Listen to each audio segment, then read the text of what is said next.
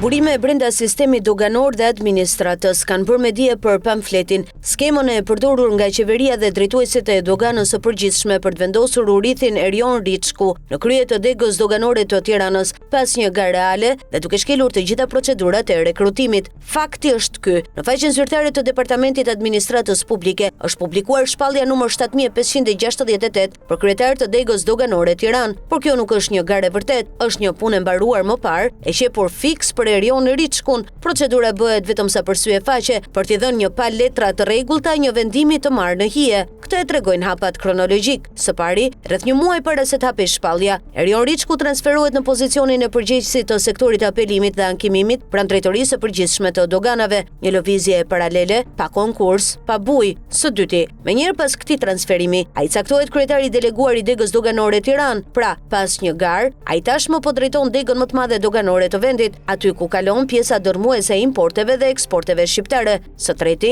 vetëm pasi e kanë ulur tashmë në karrige, hapet shpallja numër 7568 për ta bërë këtë pozicion të përhershëm. Fillimisht e vendosin në detyrë, pastaj hapin garën që ta bëjnë me letra të rregullta, por pjesa më skandaloze është kjo. Procedura në letër thotë se fillimisht bëhet një lëvizje paralele dhe vetëm në fund ngritje në detyrë. Në realitet, për këtë lëvizje paralele nuk ka asnjë kandidat tjetër. Si është e mundur që për degën më të madhe doganore në Shqipëri, për doganën e Tiranës, ku kalon pjesa më e madhe e bizneseve të vendit, të mos ketë asnjë konkurrent përballë Erion Riçkut, një sapo ardhur në dogan pa një karrierë të gjatë atje, por që papritmas bëhet i vetmi kandidat. Kjo mungesë totale e kandidatëve në lëvizjen paralele, vetëm sa e konfirmon atë që të gjithë e dinë brenda sistemit, gara është një fars. Riçku është vendosur atje me pazare klienteliste, jo me merit. Dhe e gjitha kjo ndodh ndërkohë që Riçku është i ngarkuar me 5 afera të mëdha nga e kaluara e tij në Agjencinë e Pasurive të Sekuestruara, por askush nuk e ndalon. Përkundrazi, i hapet rruga për në krye të doganës. Pyetjet që lindin janë të thjeshta. Pse nuk pati asnjë kandidat tjetër për të konkuruar me Riçkun? Kush e vendosi që ai të bëhej kryetari deleguar para se të hapej konkursi? Pse procedura e lëvizjes paralele u bë një formalitet i zbrazët? Dhe më e rëndësishmja, kush e mbron Riçkun nga lart? Nëse keni dyshime, prisni datën 18 prill.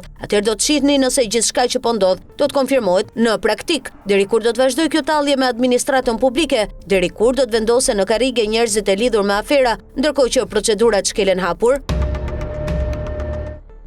Fleta e arrestit i është shprehur, por prej kohësh një njeri ecën i burgosur, jo pas hekurash, por brenda një hije që ka ndërtuar me duart e veta, para se prokuroria e posaçme ta shpallte në kërkim për 7.5 ton kokainë. Jetmir Pepa kishte kryer tashmë një formë tjetër arrestimi, arrestimin e figurës së tij në syrin e publikut. Një lojë e çuditshme që ngjan me atë të kalorësit të trishtuar të Mançës. Don Kishoti nuk luftonte me gjikant të vërtet, por me mullin të erës. Edhe Pepa zgjodhi armiq të rrem, lavdin e çastit, zilin e vogël, shfaqjen e dhunshme në klube nate. Por ndërsa kalorësi i Mançës e bënte këtë nga një çmenduri e pafajshme, këtu bëhet fjalë për një tjetër Don Kishot, njeriu që përpiqet të mbush zbraztirën e tij me skandale. Psikologjia e një njeriu për t'u ekspozuar, çfarë shtyn dikë të bëhet molla e sherrit në një përleshje grash me gota në restorant. Pse dikush qëllon me armë në ajër në mes të një koncerti, në prani të qindra syve? Përgjigjja nuk qëndron tek guximi, por tek frika e padukshmërisë. Një individ i tillë ka nevojë të dëgjohet, të shikohet, të diskutohet, edhe nëse biseda është për të ndotur, edhe nëse emri i tij lidhet me dhunë dhe poshtërsi. Për një person të frustruar, skandali bëhet një thithk që ushqen egon e thatë. Marrëdhëniet me vajza të njohura të showbizit, publiciteti i dhunës në ambiente të ndriçuara, madje edhe pretendimi për të publikuar video të fshehta. E tëra kjo është një përpjekje për të qëndruar në majë të gjuhës së njerëzve, por kjo majë është e rrezikshme, sepse sa më shumë ngjitet një njeri në pjedestal balte, aq më shpejt është rënja. Kur spak troket në derë, ndërsa ai luante rolin e personazhit të famshëm. Në heshtje prokuroria e posaçme po mblidhte prova për 8 episode trafikimi kokaine nga Amerika Latine në Evropë. Në prill 2020, një ngarkesë prej 1018 kg nga Peruja, në qershor 2020 plot 2020 kg nga Ekuadori. Në po atë muaj 516 kg të tjerë, pastaj 500 kg nga Kolumbia. Në gusht 2020 ngarkesa më e madhe, 1600 kg, 2 javë më vonë 1238 kg të tjerë nga Ekuadori dhe në tetor 531 kg për të mbyllur vitin. Gjithsej 7.5 ton narkotik që grupi i tij dyshohet se futi ose tentoi të fuste në porte holandeze. Dje gjykata kundër korrupsionit dhe krimit të organizuar lëshoi 11 urdhër arreste. Vetëm 3 persona ra në pranga: vëllai Mir Pepa, Pepës Lulzim Pepaj, 52 vjeç, bashkë me Florian Markun, 34 vjeç dhe Anton Kolajn, 33 vjeç. 8 të tjerë janë në kërkim, mes tyre dhe Jetmir Pepa. Por ajo që e goditi më shumë se burgu ishte sekuestrimi i 232 pasurive me vlerë totale 12 milion euro. Në listë hyn 100% e aksioneve të Pepa Group, firmës së tij të ndërtimit që kishte fituar tendera me pushtetin vendor. Hyn 33.3% e aksioneve të një hidrocentrali në Fierz, Hec Arsti, hyn 50% e aksioneve të BIV SHPK dhe po aqe Shëngjin 2013. Nën sekuestro kanë rënë Oxford Hotel në Tiranë, Mason Nuve Athletics dhe klubi i njohur Soluna në ishull Shëngjin. Gjithsej janë bllokuar 60 pasuri të paluajtshme. Toka Ara, Truaj, hotele, poste parkimi, apartamente të shpërndara në Tiranë, Kamës, Lezhë, Shëngjin, Saran dhe Himar. Janë sekuestruar 89 makina dhe mjete ndërtimi, si dhe 72 llogari bankare. Tani që perdeja ra, shohim jo vetëm një njerëz të zhveshur, por një shtet që e veshi me petk të rrem, sepse Don Kishoti i Manchës luftonte me mullin me erë me paratë e tij. Por Don Kishoti shqiptar, përpara se të shpallej në kërkim për 7.5 ton kokainë, ishte bërë partneri preferuar i pushtetit. Kompania e tij Pepa Group, e themeluar në vitin 2014, ka fituar të paktën 52 tender publik që nga themelimi i saj, me një vlerë totale mbi 69 milion euro.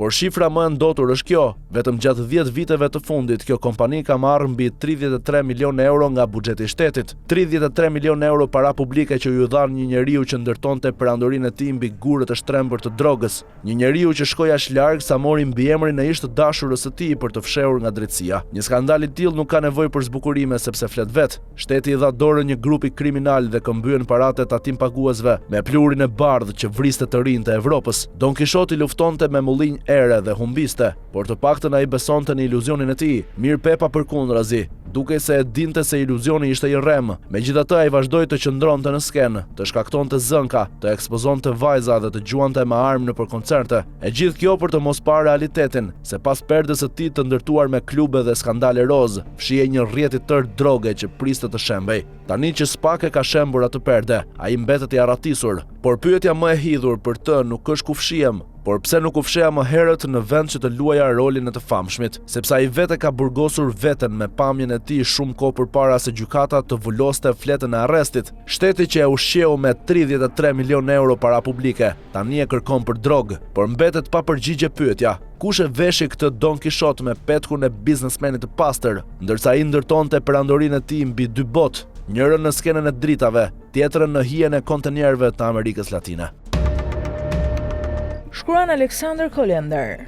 Mos keni asnjë iluzion, Kremlini po e ndjen peshën e humbjes pas fitores historike të opozitës hungareze, e cila i dha fund sundimit 16 vjeçar të Viktor Orban, dhe goditja e parë dhe më e drejtë për drejtë është ajo ideologjike. Orban ishte prova e gjallë se demokracia jo liberale ishte e mundur, popullore dhe madje e qëndrueshme brenda Bashkimit Evropian. Rënia e tij dëmton këtë narrativ dhe krijon një precedent pakëndshëm për mbështetësit e tjerë të Moskës. Për ata që janë në pushtet, si në Slovaki, apo edhe për ata që aspirojnë të vinë, si në Gjermani e Republikën Çeke, këto lëvizje bashkohen rreth nacionalizmit dhe kundërshtimit ndaj BE-s, duke mbështetur pretendimin rus se bloku evropian është një strukturë artificiale që shtyp dëshirën e njerëzve të zakonshëm. Shumica e këtyre partive të djathta janë skeptike ndaj sanksioneve dhe ndihmës për Ukrainën. Edhe në këtë pikë, Viktor Orban ishte pioner. Që nga viti 2022, Hungaria e ka penguar vazhdimisht zgjatjen e sanksioneve dhe ndarjen e fondeve ushtarake për Kievin përmes Fondit Evropian të Paqes, si dhe ka bllokuar procesin e antarësimit të Ukrainës në BE. Gatishmëria e Orbanit për të bllokuar mbështetjen perëndimore u bë gjithnjë më agresive. Në vitin 2024, ai bllokoi ndryshimet teknike që do t'i mundsonin Ukrainës një hua prej 50 miliard dollarësh, duke pritur hapur rikëthimin e Donald Trump në pushtet. Vetëm 3 javë para zgjedhjeve të fundit, ai pengoi sërish një paketë ndihme prej 100 miliard dollarësh, duke e kushtëzuar atë me rregullat e tranzitit të naftës përmes tubacionit Druzhda. Në fakt, Orban nuk ka qenë kurrë një pacifist parimor apo një aleat ideologjik i palëkundur i Rusisë. Karriera e tij nisi me qëndrime të forta antisovjetike. Megjithatë, ai u tregua një pragmatik i rregjur, duke përdorur të drejtën e vetos për të nxjerrë përfitime maksimale për Hungari. Fonde nga Brukseli, përjashtime nga sanksionet energjetike dhe dëmshpërblime tranziti. Për Moskën, ky qëndrim ishte një dhuratë, sepse ai jo vetëm që ngadalsoi masat antiruse, por i kushtoi BE-s kohë, para dhe kapital të çmuar politik. Me largimin e Orban nga pushteti, Moska humbet frenin e saj kryesor në Bruksel. Edhe pse Kremlini u përpoq zyrtarisht ta minimizonte këtë ngjarje përmes dhënësit të Putinit, Dmitri Peskov, i cili deklaroi se nuk kanë qenë kurrë miq, realiteti tregon të kundërtën. Qeveria e re hungareze ka sinjalizuar tashmë një rindërtim të raporteve me Bashkimin Evropian, kryesisht për të zhbllokuar 30 miliardë euro të ngrira nga Brukseli. Në aspektin ekonomik, Budapesti shërbente si një urë financiare dhe energjetike. Hungaria mbetet një blerës i madh i gazit rus përmes kontratave afatgjata me Gazprom deri në vitin 2036, me një vlerë rreth 2.5 miliard dollar në vit. Megjithse financiarisht kjo nuk është jetike për buxhetin e Rusisë, për Gazpromin që e humbi tregun evropian, Budapesti ishte një nga pak klientët e mbetur. Situata është më komplekse me naftën. Hungaria, Slovakia dhe Republika Çeke gëzonin përjashtime nga sanksionet për importet përmes tubacionit Druzhba. Me qeverinë e re hungareze, afati i vitit 2027 për shkëputjen përfundimtare nga nafta ruse bëhet shumë realist, duke i kushtuar Rusisë rreth 6 miliard dollar humbje vjetore në shitje. Por humbja ndoshta më e dhimbshme për Rusinë është kanali financiar përmes bankës OTP.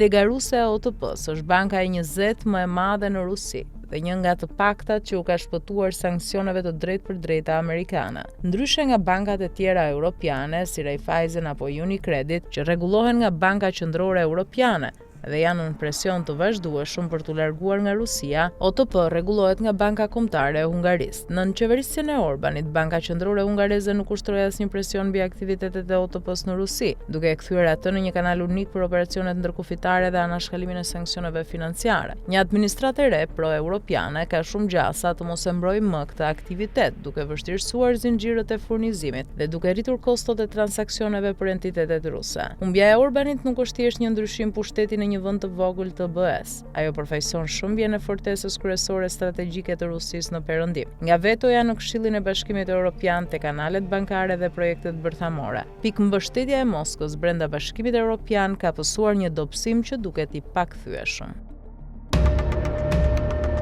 Pamfleti informohet se Enea Frederik Hoti, i njohur si Ogiçi Ongjëll Agaçi dhe Bledar Çuçit, pritet të emërohet sekretari i përgjithshëm i KQZ-s pas një karriere të tërë në Ministrinë e Çuçit, ku firmosi tender të vjedhur prej 10 milionë eurosh, dhënie toka me koncesione dhe zhvatje fondesh. Hoti kaloi nga kryeministria në Ministrinë e Bujqësisë e më pas në ato të brendshme, duke lënë pas një varg abuzimesh, përfshirë 32 milionë euro tender të vaksinimeve, 660 hektar tokë publike të koncesionuara dhe 180 milionë euro abuzime në Agjencinë e Blerjeve të Përqendruara. Tani me dakordsinë e kryetarit të KQZ-s Ilirian Celibashi, ai po shpërblet me një post kyç për të firmosur pazaret e reja. Emri i skuthit Enea Frederik Hoti ka ridal në skem për të kapur një post tjetër shtetëror, si shpërblim që gjatë 13 viteve pushtet të PS-s ka qenë Ogiçi Ongjëll Agaçi dhe sekser firmosës e zbatuesi pazareve me pasuritë e fondet që ka administruar Bledar Çuçi në 3 ministri. Sipas informacionit që ka pamfleti, Enea Hoti pritet emërohet sekretari i përgjithshëm i KQZ-s, dakordsuar mes kryetarit Ilirian Celibashi dhe Ongjëll Agaçit e Çuçit të Bablokut, pas hetimit nga SPAK për aferat me tenderet në KQZ. Ilirian Celibashi ala përgjegjësinë sekretarit të përgjithshëm Ylli Merkaj. Për këtë post vakant, Ongjëll Agaçi e Bledar Çuçi i kanë ofruar Ilirian Celibashit dhe kanë rënë dakord me të që sekretari i përgjithshëm në KQZ të emërohet skuthi e sekseri Enea Hoti. Ilirian Celibashit i intereson që pazaret me tenderët ja firmos një tip si Enea Hoti, ndërsa Ongjëll Agaçi e Bledar Çuçi, duke e quar sekretar në KQZ, po shpërblen për punët e pista që ka bërë në kryeministri dhe 3 ministri dhe për zhvatur miliona të tjera. Enea Hoti deportoi në zyrat e larta të pushtetit të PS-s, i ofruar nga Ongjëll Agaçi, fillimisht për disa muaj si jurist në kryeministri, ku e përdori si postier për pazaret me kompanitë private dhe si zar për intrigat e prapaskenat me varësit dhe në përministri. Pas 2 muajsh, Agaçi e kaloi Enea Hoti në Ministrinë e Shtetit për çështjet lokale, ku ministri Bledar Çuçi emëroi këshilltar për projekte dhe fondet e pushtetit lokal, ku ai dha prova si falsifikator dhe zhvatës në bashkëpunim me kryetarët e bashkive. Për këtë aftësi si xhambaz, Bledar Çuçi e mori Enea Hotin me vete në Ministrinë e Bujqësisë, ku fillimisht e emëroi drejtor të tenderëve e më pas sekretar të përgjithshëm, në ujdi me Ongjëll Agaçin prej të cilit miratoheshin sekretarët e ministrive. Gjatë periudhës janar 2019, dhjetor 2020, me Bledar Çuçi në Ministrinë e Bujqësisë, Enea Hoti firmosi vjedhjen e 32 milionë euro tender të vaksinimeve dhe matrikullimeve të baktive, vaditjes, digave ujore dhe janë gjetur firma në batërdin me Frida Krifcën për 83 milionë euro fonde që qeveria e BE-s dha për fermerët. gjatë detyrës si sekretar në Ministrinë e Bujqësisë, Enea Hoti firmosi dhënien e 660 hektar tokë publike me koncesione, 510 hektar tokë bregdetare nga Velipoja në Sarandë për pushtetar, oligark e eksponent të botës së krimit. Firmosi vjedhjen e 13 milionë euro fonde karburanti të fermerëve, duke ashitur privatisht 166 skafeve private dhe dhuruar shoqatës Albanian Sailing Club të velierave, ku Bledar Çuçi është ortak me trafikantin Roland Ziu. Në muajin janar 2021 për këto shërbime, Bledar Çuçi e mori Enea Hotin me vete edhe në Ministrinë e Brendshme, ku fillimisht e emëroi drejtor të Agjencisë për Veçeverisjen Vendore dhe Projekteve Financiare të Bashkive, pastaj e emëroi sekretar të përgjithshëm të Ministrisë së Brendshme, ku përveç emërimeve, shkarkimeve, tenderve, postë sekrete me drejtësinë dhe Agjencisë Shqiptare dhe të SBA-BE-s, Bledar Çuçi i delegoi dhe kompetencën e drejtimit të Agjencisë së Blerjeve të Përqendruara, u bëheshin 80% e tenderve të Shqipërisë dhe u zbuluan rreth 180 milionë euro abuzime. Tani, dy tutorët e tij, Angela Gaçi e Bledar Çuçi, kanë menduar që ogiçin e tyre Enea Hoti ta çojnë tek tepësia e KQZ-s me detyrë sekretari i përgjithshëm për të firmosur pazaret e Ilirian Celibashit dhe për të bërë miliona të tjera për vete. Se çfarë arsimimi të lartë faktik ka i vetëquajturi jurist Enea Hoti, këtë do ta faktojmë në vijim.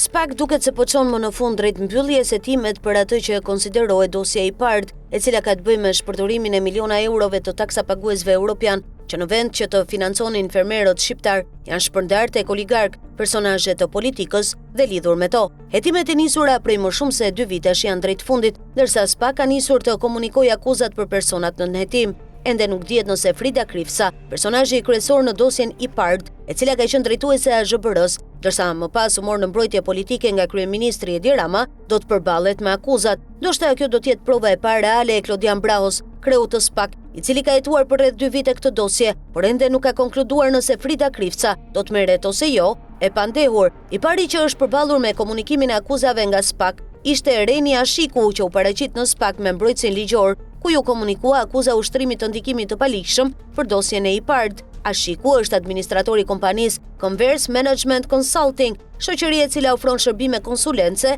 edhe në fushën e agrobiznesit. Komunikimi i akuzave ndaj personave në hetim lidhur me dosjen e IPARD ka ardhur pak ditë pasi Frida Krifsa, ish drejtuese e AZBR-s, u thirr në prokurorinë speciale, ku është marrë në pyetje për disa orë nga agjentët e BK-s. Ish drejtuese e AZBR u paraqit në SPAK në 17 mars, ku nga raportimet është pyetur me cilësinë e personit që ka djeni. Ende nuk dihet nëse kreu i SPAK Klodian Braho, i cili po heton dosjen e AZBR, do të vendosë për të ndryshuar ose jo statusin e Krifsës në raport me hetimet, por një prej bashkëpunëtorëve të saj më të afërt, Reni Ashiku, do t'i duhet të përballet në GKKO me akuzat e prokurorisë speciale.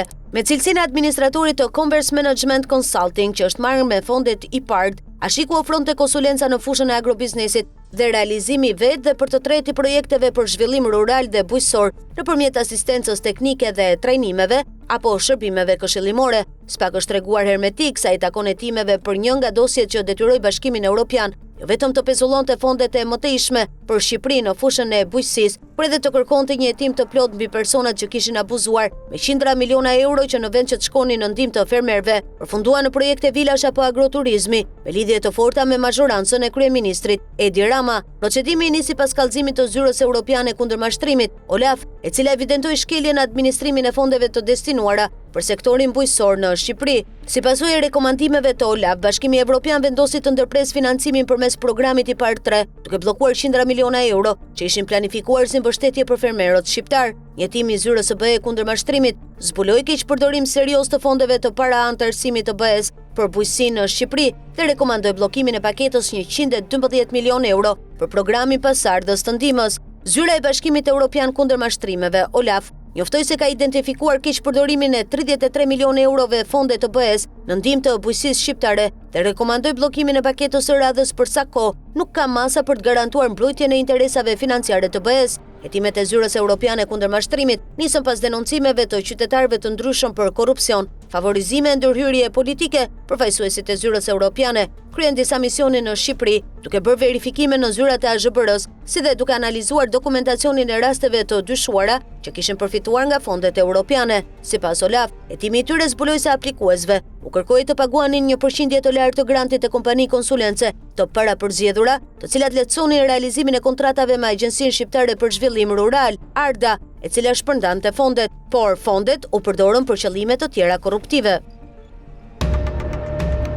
Nuk bëhet fjalë për një aksion të zakonshëm policor, por për një goditje të rëndë mbi një nga rrjetet që dyshohet se kanë lëvizur drogë në sasi industriale nga Ballkani, drejt tregjeve më fitimprurse të Europës. Në qendër të operacionit të zhvilluar njëkohësisht në Maltëzi dhe Gjermani, del emri i Svetislav Filipović, 47 vjeç nga Podgorica, të cilin Europoli ka identifikuar si objektiv me vlerë të lartë dhe si organizator të një qelize të kartelit ballkanik. Bashkë me të, autoritetet malazeze kanë arrestuar edhe Boban Golubović, Enes Borančić dhe Petar Krsmanović, ndërsa për akuzat që lidhen me organizim kriminal dhe trafik droge janë vënë në pranga edhe Emin Agjiusufović, Božo Vujsić dhe Pavle Pejić. Në të njëjtën dosje figuron edhe Nemanja Stojanović nga Nishi, i cili ndodhet tashmë në sistemin e paraburgimit, ndërsa në kërkim mbeten Gojko Boricic dhe Vukan Vujačić. Kjo listë emrash është pjesa më e fortë e një operacioni që tregon se rrjetet kriminale të Ballkanit nuk janë më struktura artizanale që veprojnë në periferi, por mekanizma të konsoliduar me financues, koordinator logjistik dhe lidhje ndërkombëtare. Sipas të dhënave të publikuara nga policia malazeze dhe të cituara nga VST,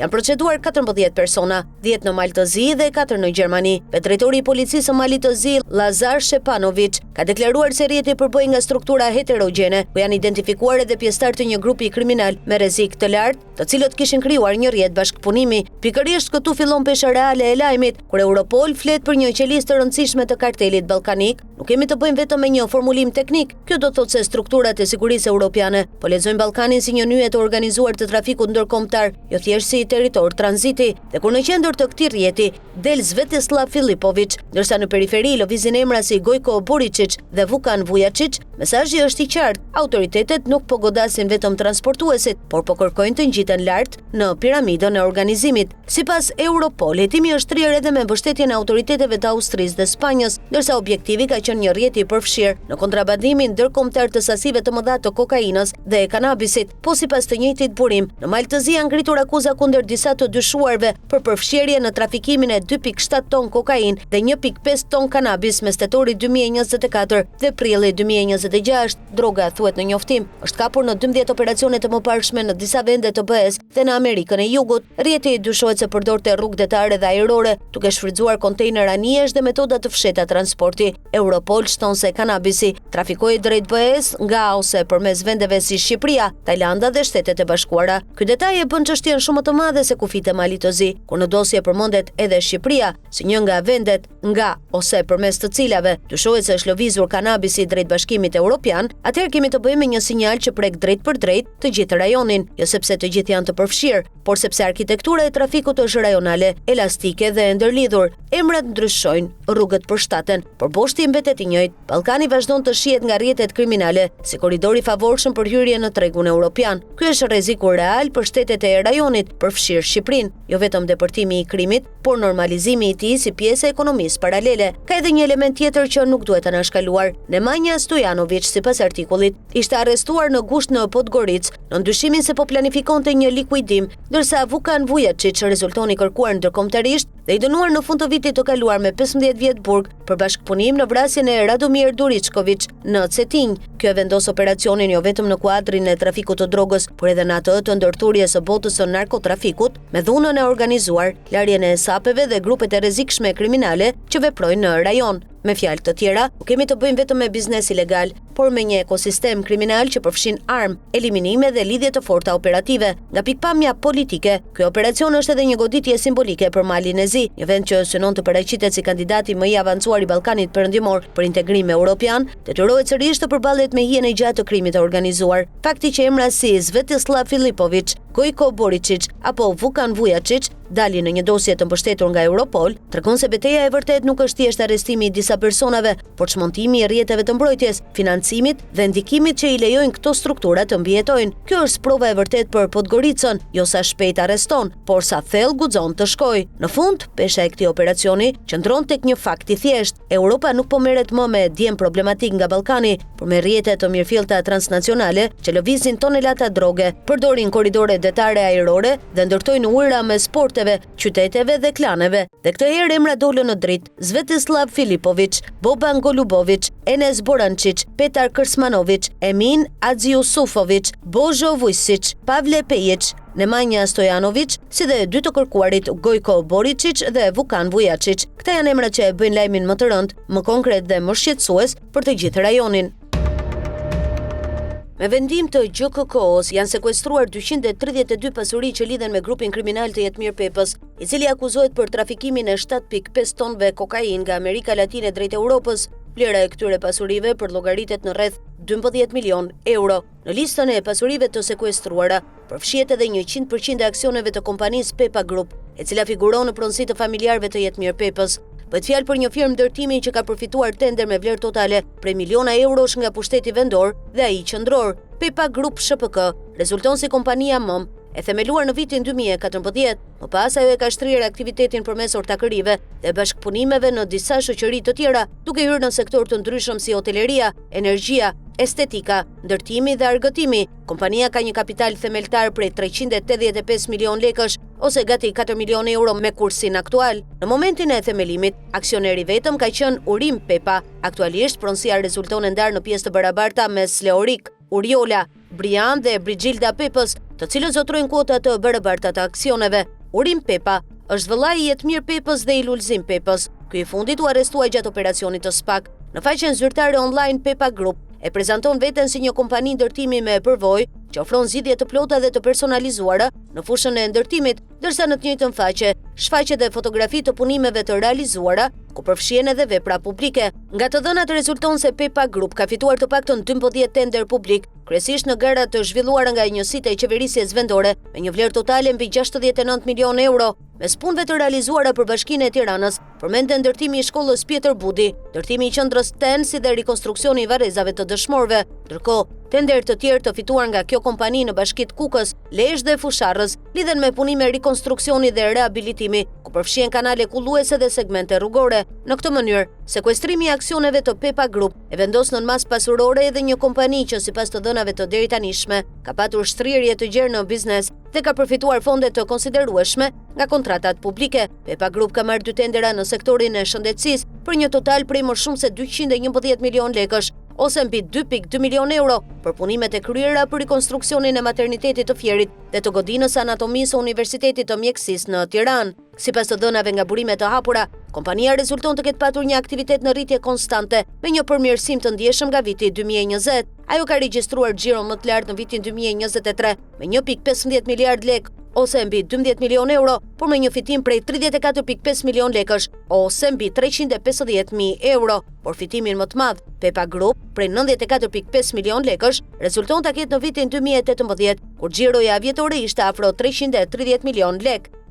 Në bashkëpunim me kompani të tjera, Pepa Group ka qenë fituese edhe në 36 gara të tjera publike, me një vlerë të përgjithshme të tyre që arrin në 6 miliard lekë ose 60 milion euro. Aktivitetin e ndërtimit Pepa Group e ka shtrirë edhe përmes kompanisë BIV, ku ajo zotron 50% aksioneve të blera nga Albert Fusha, partneri i saj me pjesën tjetër të aksioneve. Kompania deklaron si aktivitet prodhim të materialeve inerte, betone, parafabrikate, transport dhe eksport i tyre si dhe tregtim të materialeve të ndryshme inertesh, industriale dhe të ndërtimit. Po ashtu, ofron projektim të ndërtimeve civile dhe ushtarake, si dhe ndërtime civile, industriale e turistike. BIV rezulton me një fitim paratatimit prej 19 milion lekësh në vitin 2024, ku ka deklaruar një xhiro prej 58 milion lekësh. Po në fushën e ndërtimit, Pepa Group shfaqet si pjesë e një konsorciumi të udhëhequr nga Gjoka Konstruksion, me 97% të kuotave në shoqërinë AKPL SHPK, e cila ka fituar kontratën e koncesionit për segmentin Kashar Pez Lekaj,